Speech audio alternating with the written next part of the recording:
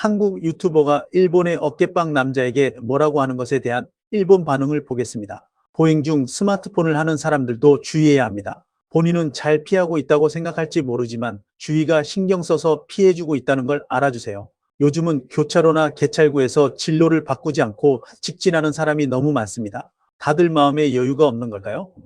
물론입니다. 스마트폰의 시선을 빼앗긴 채 걷는 스몬비 스마트폰 좀비 행위는 대단히 위험하며 타인에게 큰 불편을 줍니다. 보행 중 주의 의무를 다하지 않는 것은 분명 비판받아 마땅한 행동입니다. 하지만 고의적인 부딪힘은 그 결이 완전히 다릅니다. 스마트폰을 만지지도 않았고 앞에서 오는 사람을 피하려고 했는데도 상대방이 마치 무기를 휘두르듯 반동을 주어 어깨로 격돌해 왔습니다. 고의로 부딪히는 사람은 미처 피하지 못한 사람과는 명백히 거동이 다릅니다. 그렇습니다. 길을 걷다 우연히 혹은 부주의로 누군가와 부딪힐 위기에 처했을 때 우리의 몸은 본능적으로 어떻게 반응할까요?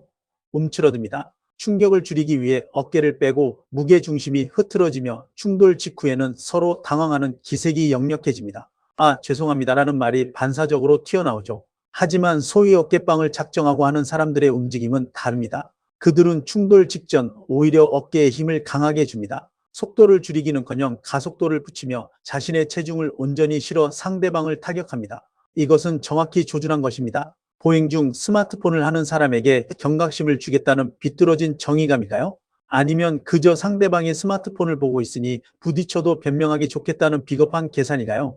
어느 쪽이든 그것은 타인의 부주의를 핑계 삼아 자신의 내면 깊은 곳에 자리한 폭력성을 정당화하려는 알량하고도 명백한 범죄 행위일 뿐입니다. 이전 신주쿠에서 저도 피했는데 명백히 옆으로 날아오듯 어깨부터 부딪혀온 남성이 있었습니다. 또 한 번은 제 눈앞에서 하얀 솜털 옷을 입은 토끼처럼 귀여운 여자아이에게 어떤 아저씨가 온 힘을 다해 부딪혀서 그 아이가 비명을 지르며 넘어졌습니다. 초로에 저는 피하고 나서 멈춰서서 지나가기를 기다렸습니다. 그런데도 기어이 사선으로 다가와 부딪히려 하더군요.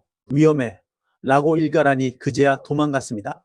약자 괴롭히기밖에 못하는 걸까요? 가해자들의 센서는 철저하게 자신보다 약한 사람만을 향해 작동합니다. 하얀 솜털 옷을 입은 어린 체구의 여성, 지팡이를 짚고 걷는 노인, 체구가 작은 외국인.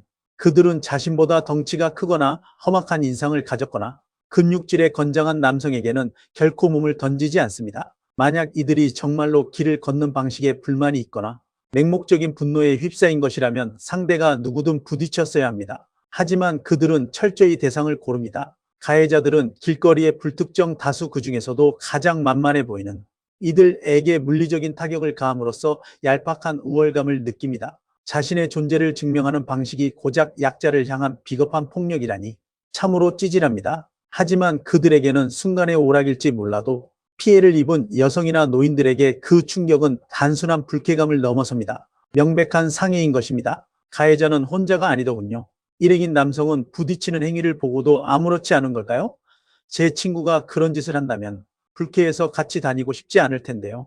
어느 나라에나 있겠죠. 만원 전철에서 굳이 손잡이를 꽉 쥐고 안으로 들어가지 않은 채 자기 공간만 유지하려는 사람처럼요. 정말 이상한 곳에서 고집을 부리죠. 어느 나라에나 있는 일이다. 도시 사람들이 여유가 없어서 그렇다. 현대 사회의 스트레스 때문이다라는 식으로 상황을 축소하려 합니다. 물론 어느 사회에나 이기적이고 이상한 행동을 하는 사람은 존재합니다. 하지만 고의로 사람을 치고 가는 행위를 단순한 이기심이나 출퇴근길의 스트레스로 포장해서는 안 됩니다. 그것은 폭력을 묵인하는 방관입니다. 특히 가해자 옆에서 이를 보고도 말리지 않고 묵인하는 친구의 모습은 이 행위가 그들의 작은 집단 내에서는 일종의 장난이나 영웅 심리, 즉 오락으로 소비되고 있음을 시사합니다. 타인의 고통을 보며 낄낄 때는 공감 능력의 결여입니다. 이러한 현상은 오모테나시아인데, 즉 친절과 배려의 나라로 널리 알려진 일본 이미지에도 타격을 주는 것 같습니다. 이런 영상이 단번에 확산되는 것이 무서운 세상이지만 예의와 경의의 나라로 해외에서 보고 있는데 악평이 퍼지는 것은 순식간이겠죠. 어쨌든 제 몸을 단련해야겠네요. 평범한 일상을 살아가기 위해, 단지 길거리를 안전하게 걷기 위해 개인이 스스로 근육을 키우고 무술을 배워야만 하는 일본. 법적으로 확실히 결판을 냈으면 좋겠어요. 부딪히는 행위는 거의 잡히기 어렵지 않나 싶습니다. 저도 3번 정도 부딪혔지만 다칠 정도는 아니고 바쁘게 이동 중이라 그냥 넘어가게 되더군요.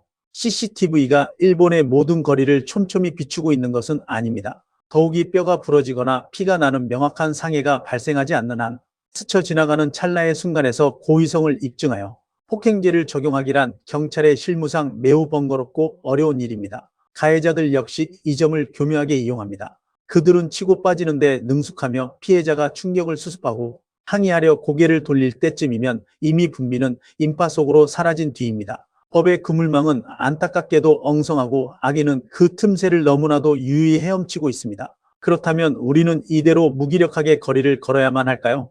초로의 노인이 남긴 댓글에서 그 해답의 실마리를 찾을 수 있습니다. 길을 비켜섰음에도 기어이 다가와 부딪히려던 덩치 큰 남성을 향해 노인은 피하거나 숨지 않고 시선을 고정한 채 이렇게 외쳤습니다. 위험해. 그 짧고 단호한 일갈. 순간 주변 사람들의 시선이 집중되자 가해자는 당황하며 사과하고 도망치듯 사라졌습니다. 저희는 바로 이 장면에 한 줄기 희망이 있다고 생각합니다. 이들의 알량한 폭력은 무관심과 침묵이라는 그늘 아래서만 기생할 수 있습니다. 그들은 본질적으로 강자 앞에서 한없이 작아지는 겁쟁이들이기 때문에 자신에게 스포트라이트가 쏟아지는 것을 가장 두려워합니다. 이제 우리는 빛을 비추어야 합니다. 누군가 고의로 부딪혀 왔을 때 그것이 나의 잘못이나 단순한 실수가 아님을 명확히 인지하고 당당하게 목소리를 내야 합니다. 또한 주변에서 그런 억울한 장면을 목격했을 때 모른 척 지나치지 않고 걸음을 멈춰 시선을 보내주거나 피해자에게 다가가 상태를 살피는 작은 용기가 필요합니다. 당신의 행동은 우연을 가장한 명백한 폭력이며 우리는 그것을 모두 지켜보고 알고 있다. 이 무언의 압박 그리고 평범한 사람들의 연대만이 거리를 배회하는 비겁한 폭력성을 몰아낼 수 있는 유일하고도 가장 강력한 백신일 것입니다.